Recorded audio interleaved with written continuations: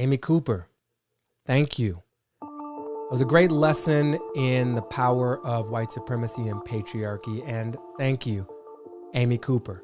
She, in response to being told by Christian Cooper, the man videotaping, that her dogs need to be on a leash, which is true, resisting that call to obey the rules, she instead invokes a higher authority, the powers of white supremacy and patriarchy, to rush to her defense and to possibly his demise. Calling the cops. Please call the cops. Please call the cops. I'm going to tell them there's an African-American man threatening my life. Please tell them whatever you like.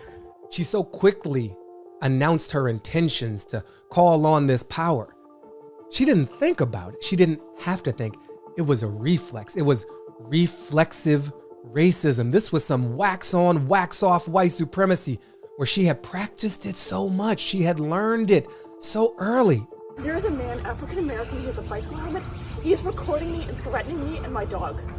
She was not being threatened with any form of violence. She was being accused rightfully of breaking a rule and asked repeatedly to abide by that rule. She interprets that as a threat. She's not happy that a black person telling her what the rules are and telling her how she needs to live her life. And then on the call, she improvises. He's also threatening my dog while she's choking this poor little buddy out. She is abusing her power to such an extraordinary degree, and so confidently because she knows she can get away with it, which means she probably has done it before. This isn't the first time. You don't pull off moves that smoothly and that quickly your first time out.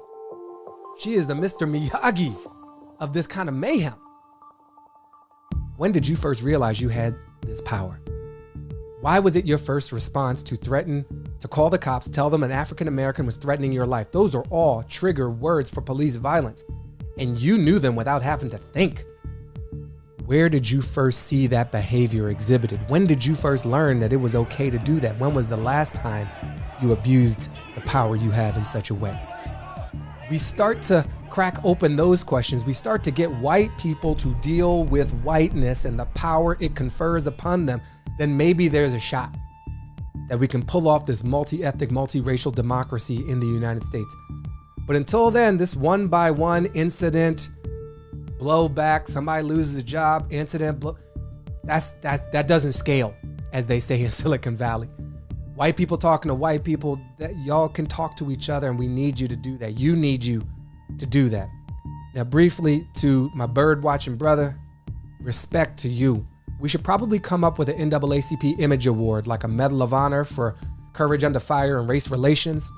You stood your ground in a non-threatening, moral way.